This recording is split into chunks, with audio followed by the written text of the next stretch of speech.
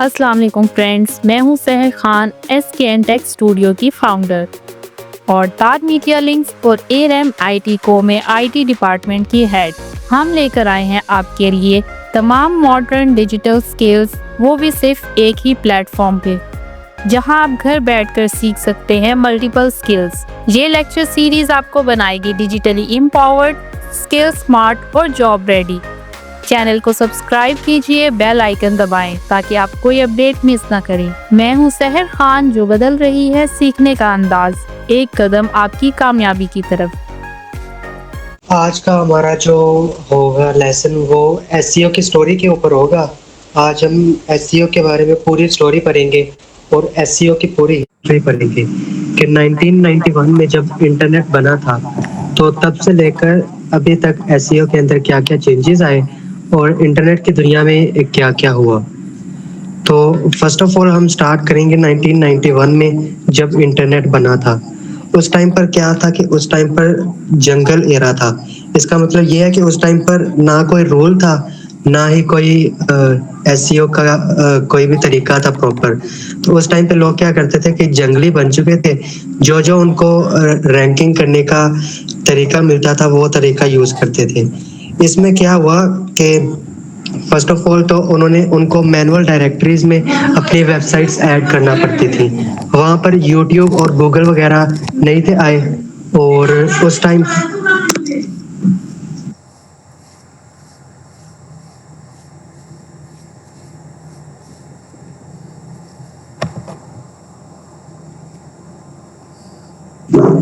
Hello, आवाज़ आ रही है मेरी क्लियर?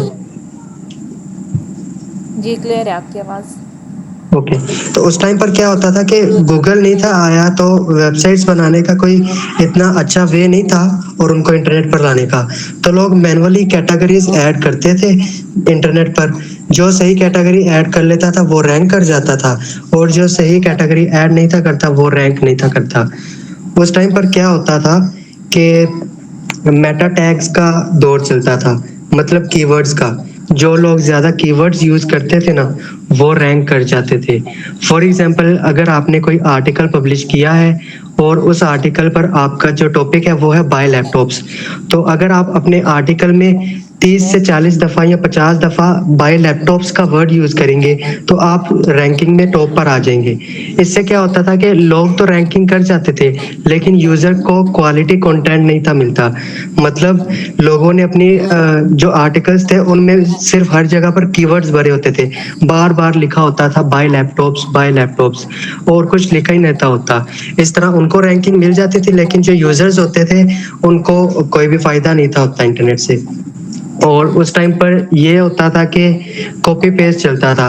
हम सर्च करेंगे ना कुछ भी तो जो टॉप पर वेबसाइट आएगी उनका जितना भी कंटेंट है सारा कॉपी करेंगे और पेस्ट करके अपनी वेबसाइट में डालेंगे और हम रैंकिंग कर जाएंगे, ठीक है। उसके बाद वहाँ पर कॉन्सेप्ट आया 1994 में जब याहू लॉन्च हुआ। याहू ने बोला कि बैकलिंक्स लेकर आया करो। उन्होंने बैकलिंक्स का कॉन्सेप्ट इंट्रोड्यूस किया। अब बैकलिंक्स वही जो एक वेबसाइट से दूसरे वेबसाइट पर एक रेफरिंग लिंक आता है, उस पर भी लोगों ने चीटिंग स्टार्ट कर दी। लोगों ने क्या किया कि लोगों ने एक दूसरे के साथ रेसिप्रोकल बैकलिंक स्टार्ट कर दी।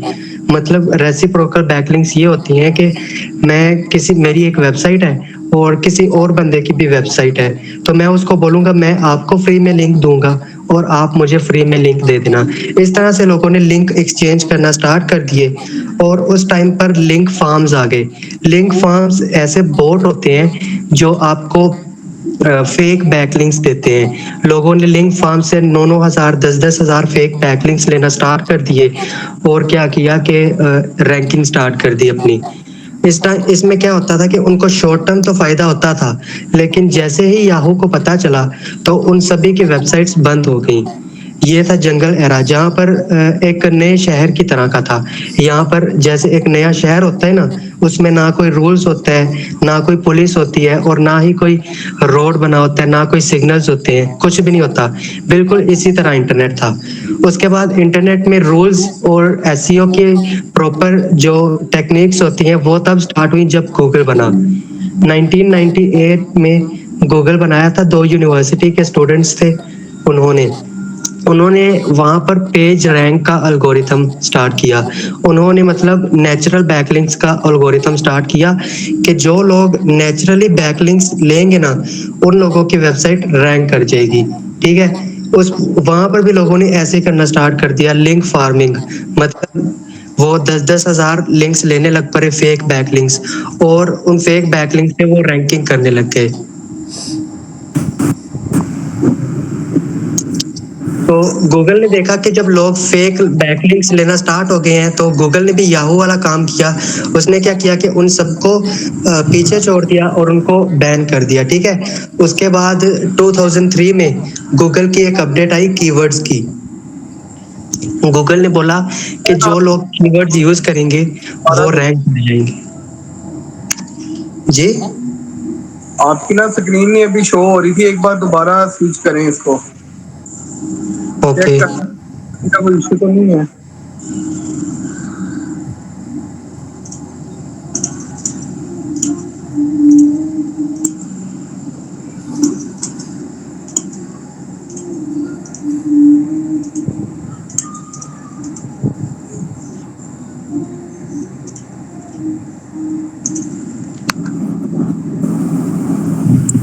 अस्सलाम वालेकुम। वालेकुम अस्सलाम। काइंडली मुझे ये बता दीजिएगा कि ये इसमें कुछ मेन चीज़ें लिखनी पड़ेंगी, कोई ज़रूरत पड़ेगी लिखने की? इसमें स्लाइड्स में यानी जो आपको बताया जा रहा है ना, ये थ्योरेटिकल पार्ट है। आपकी मर्ज़ी है कि आप इसको लिखना चाहती हैं, अपने पास सेव रखना चाहती हैं, और ये रिकॉर्डेड लेक्चर फिर आपको प्रोवाइड कर दिया जाएगा। यानी अभी जो प्रीवियस इन्होंने पढ़ाया है ना, तो वो तो आपसे मिस हो गया। तो अभी जो है वो आप देख लें, आपको जो इसमें पॉइंट ऐसे लगते हैं आप नोट करना चाहती हैं वो कर लें। चलें, ठीक है, थैंक यू। Thank you.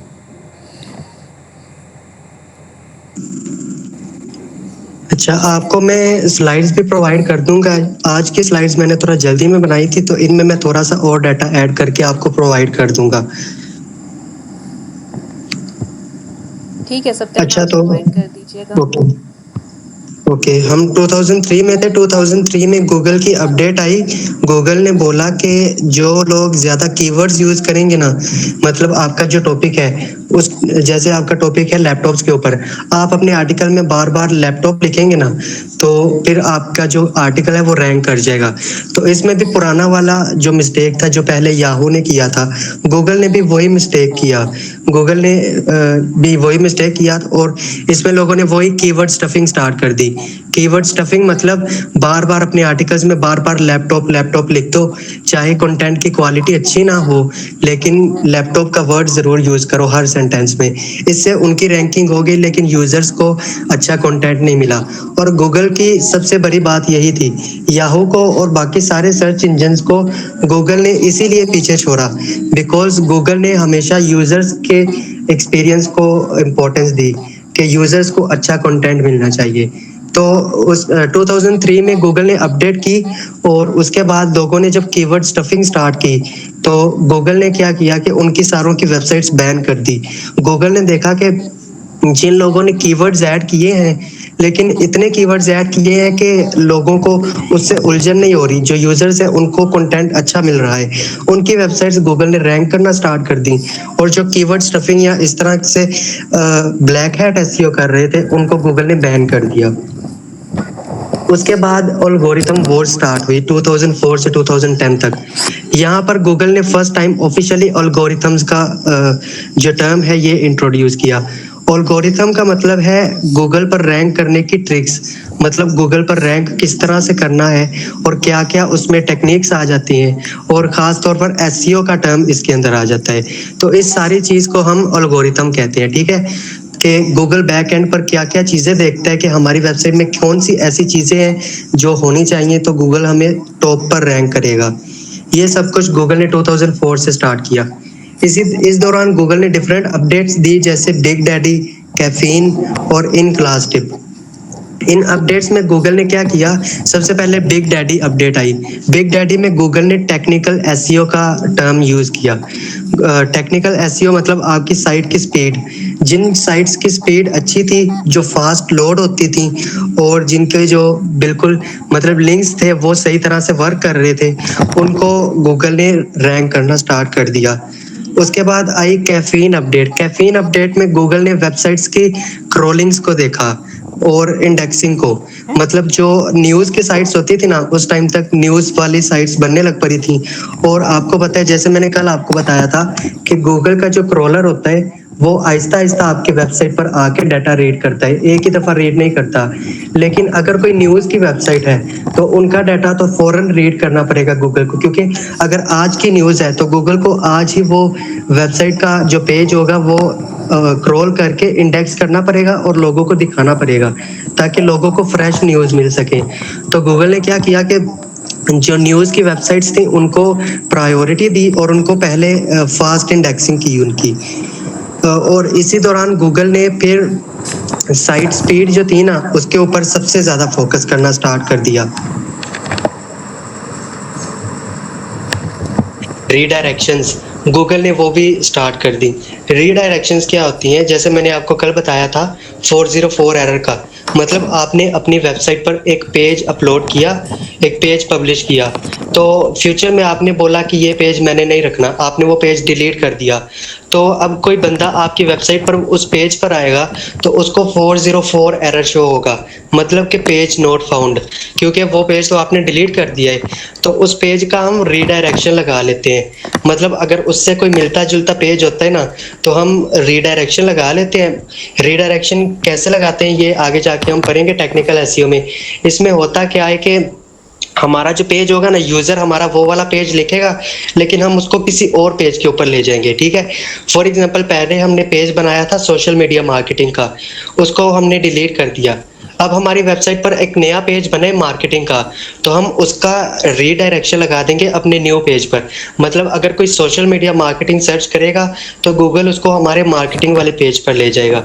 इस तरह से हम एक पेज को दूसरे पेज पर रीडायरेक्ट कर देते हैं। ये सारी अपडेट्स आई थी 2004 से 2010 के दरमियान में।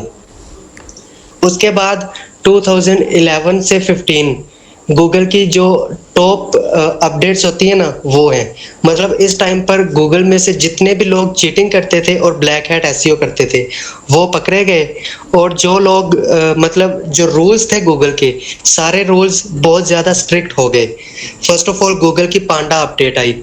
पांडा अपडेट में गूगल ने जिन सभी लोगों की स्पैमी बैकलिंक्स थी, जिन्होंने फेक बैकलिंक्स दी थी एक दूसरे को, और जिनकी इसी तरह से मतलब डुप्लीकेट कंटेंट था, उसको गूगल ने ब्लॉक कर दिया, उनकी वेबसाइट्स को बंद कर दिया। गूगल ने देखा कि जिन लोगों ने एक बंदा है उसने 2 वेबसाइट्स बनाई हैं, दोनों वेबसाइट्स पर उसने एक ही तरह का आर्टिकल लिखा है और पब्लिश कर दिया है। गूगल ने क्या किया कि दोनों वेबसाइट्स को बैन कर दिया। उसके अलावा अगर किसी बंदे ने किसी दूसरी वेबसाइट का कंटेंट कॉपी करके अपनी वेबसाइट में पेस्ट किया है, उसको भी गूगल ने उसकी वेबसाइट को भी बैन कर दिया। उसके बाद पांडा के बाद 2012 में पेंगुइन अपडेट आया। पेंगुइन अपडेट में गूगल ने नेचुरल बैकलिंक्स और लिंक प्रोफाइल्स को का टर्म जो है वो स्टार्ट किया। इसको हम कहते हैं साइटेशंस। साइटेशंस का मतलब है, जैसे अगर आपकी वेबसाइट है ना, आपकी वेबसाइट सिर्फ गूगल पर ना हो बल्कि बाकी सोशल प्लेटफॉर्म्स पर भी हो। ये हम जब ऑफ पेज एसईओ करेंगे ना उसमें हम पढ़ेंगे। फॉर एग्जांपल आपका फेसबुक अकाउंट है, आप अपने फेसबुक अकाउंट का जो बायो होता है उसके अंदर अपनी वेबसाइट का लिंक डाल दोगे। इससे क्या होगा कि फेसबुक से आपकी वेबसाइट पर एक फ्री का बैकलिंक आएगा। इसको हम साइटेशंस बोलते हैं। तो गूगल ने ये काम भी स्टार्ट कर दिया कि आपकी जो सोशल मीडिया प्रोफाइल्स है ना उसमें आप अपनी वेबसाइट का लिंक दे दें। इससे क्या होता है कि गूगल को पता चलता है कि कौन मेहनत कर रहा है और कौन सोशल मीडिया पर जाकर भी एक्टिव होता है और अपनी वेबसाइट की रैंकिंग के लिए काम करता है। और यही बात है, जो मेहनत करता है वो कामयाब हो जाता था और जो मेहनत नहीं था करता उसकी वेबसाइट भी ब्लॉक हो जाती थी। उसके बाद 2013 में गूगल की अपडेट आई ह्यूमिंग बर्ड। ये सारी अपडेट्स एक साथ आई थी। पांडा 2011 में आई थी, फिर 2012 में पेंगुइन, और उसके बाद ह्यूमिंग बर्ड अपडेट आई 2015 में। इसमें क्या हुआ कि गूगल ने सिमेंटिक सर्च का ऑप्शन यूज किया। सिमेंटिक सर्च का मतलब होता है कि आपका जो कीवर्ड है ना, उसके अलावा भी आप रैंक कर सकते हैं। फॉर एग्जांपल मैं आपको जब अपनी टूल्स यूज करना सिखाऊंगा ना, और आपको जो भी वेबसाइट मिलती है, किसी भी वेबसाइट की परफॉर्मेंस को आपने कैसे एनालाइज करना है कि इस वेबसाइट में कौन कौन से कीवर्ड्स रैंक कर रहे हैं और मेरी वेबसाइट गूगल के कौन से पेज पर है, ये सब कुछ जब मैं आपको बताऊंगा उस टाइम पर मैं आपको दिखाऊंगा कि मेरी जो वेबसाइट है वो मेरे कीवर्ड्स के अलावा भी कुछ और वर्ड्स पर रैंक किया है। मतलब फॉर एग्जांपल मैंने आर्टिकल लिखा है डिजिटल मार्केटिंग के ऊपर, लेकिन अगर कोई बंदा एसईओ लिखकर सर्च करेगा तो उसको भी मेरा आर्टिकल शो होगा। इसको हम कहते हैं सिमेंटिक वर्ड। मतलब डिजिटल मार्केटिंग और एसईओ दोनों अलग अलग चीजें हैं, ठीक है। फॉर एग्जांपल एक बंदे ने सर्च कर दिया हॉकी, और दूसरे बंदे ने इसी से मिलता जुलता वर्ड यूज किया, किसी और लैंग्वेज में हॉकी का नेम ले लिया, ठीक है, तो उसको गूगल ने उसका आर्टिकल दिखा दिया। फॉर एग्जांपल अब ये एग्जांपल मेरे दिमाग में आ रही है, मैंने उर्दू में क्रिकेट के ऊपर आर्टिकल लिखा, तो क्रिकेट की जगह मैंने उर्दू में वहाँ पर वर्ड यूज किया बल्लेबाजी। तो अब पाकिस्तान से ही किसी और बंदे ने क्रिकेट सर्च किया तो उसको मेरा आर्टिकल शो होगा, हालांकि मेरा कीवर्ड बल्लेबाजी है, मतलब उर्दू के अंदर है, कोई और वर्ड है, और उसने कुछ और सर्च किया लेकिन फिर भी मेरा आर्टिकल रैंक हुआ। तो इसको हम कहते हैं सिमेंटिक कीवर्ड। मतलब एक ऐसा कीवर्ड जो हमने यूज तो नहीं किया, लेकिन गूगल को हमारा आर्टिकल इतना पसंद आया कि गूगल ने उससे मिलते जुलते सारे वर्ड्स पर भी हमारे आर्टिकल को रैंक कर दिया। तो ये ह्यूमिंग बर्ड अपडेट के अंदर आया था।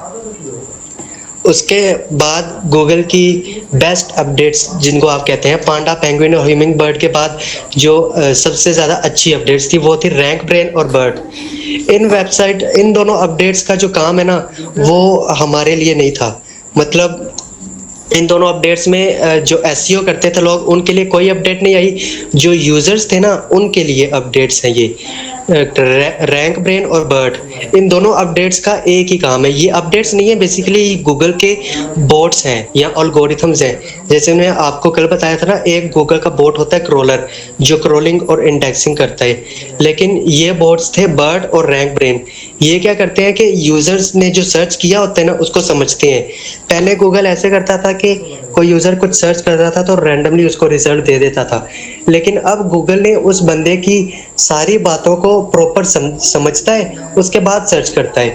फॉर एग्जांपल अगर आप उर्दू में लिखोगे कि मैं अपनी वेबसाइट का एसईओ कैसे करूं, तो गूगल आपको इंग्लिश में आर्टिकल्स प्रोवाइड करेगा। गूगल आपको आर्टिकल्स प्रोवाइड करेगा व्हाट इज एसईओ से रिलेटेड। मतलब मैं उर्दू में कुछ लिखूंगा, गूगल उसको भी अंडरस्टैंड करेगा। तो इसको गूगल, ये काम है बर्ड का और रैंक ब्रेन का। मतलब यूजर ने जो भी सर्च किया है ना उसको प्रॉपर समझेगा। और इसमें ये होता था कि जैसे अभी इंग्लिश है ना, मैं आर से स्टार्ट करूंगा, rank brain and bird 2016 to 22, इस तरह से मैं इसको रीड करूंगा लेफ्ट से राइट।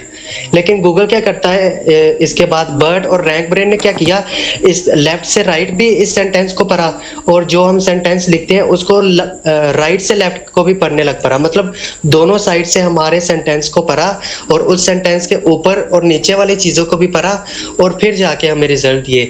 मतलब एक यूजर ने एक दफा सर्च किया व्हाट इज एसईओ, तो इतनी सी बात को भी गूगल पहले पढ़ेगा, समझेगा। उसके बाद गूगल जितनी भी वेबसाइट्स हैं उन पर जो आर्टिकल्स हैं, उन आर्टिकल्स में जाके गूगल पढ़ेगा कि किस बंदे ने इसके बारे में इंफॉर्मेशन लिखी हुई है, हमारे आर्टिकल्स को भी सही से पढ़कर समझेगा, उसके बाद यूजर को रिजल्ट शो करेगा। इस अपडेट का जो रिजल्ट था वो ये आया था कि यूजर्स को अच्छे रिजल्ट्स मिलना स्टार्ट हो गए। यूजर जो सर्च करता था उसको सिर्फ वही नजर आता था।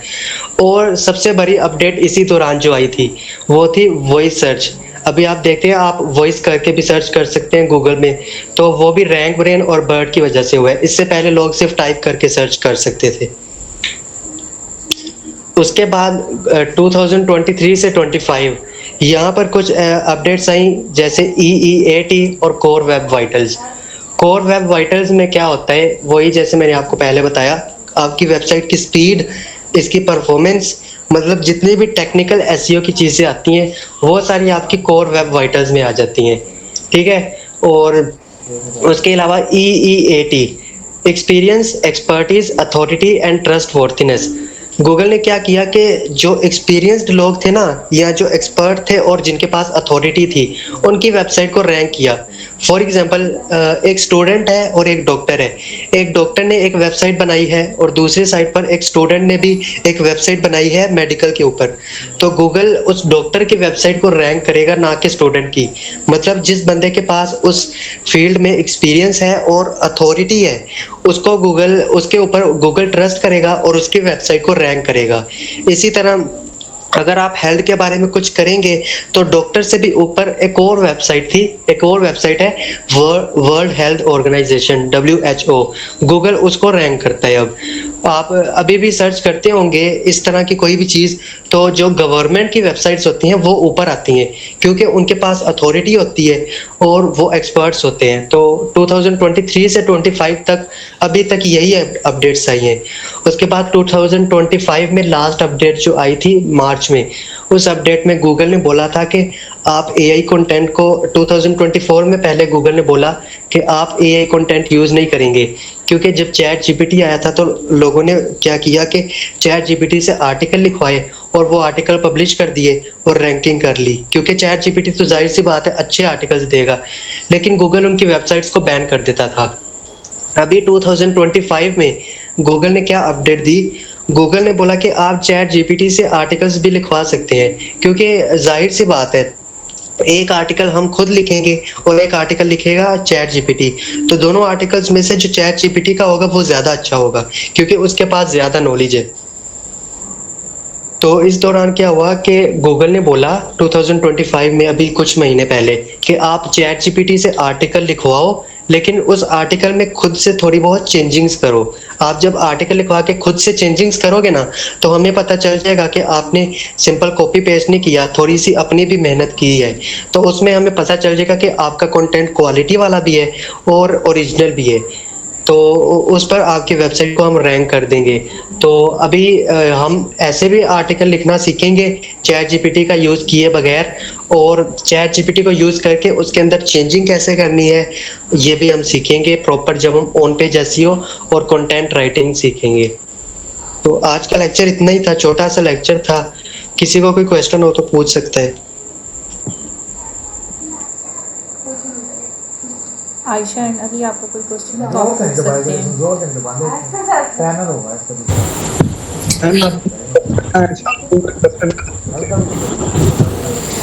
मुझे कल वाला लेक्चर जो है ना वो प्रोवाइड कर दीजिएगा, और ये भी जो स्टार्ट से मेरा मिस हो गया। और अगर आप प्रैक्टिकल ट्रेनिंग में शामिल होना चाहते हैं तो हमारे सोशल मीडिया चैनल्स पे कांटेक्ट करें SKN टेक स्टूडियो, जहां महारत बनती है कामयाबी।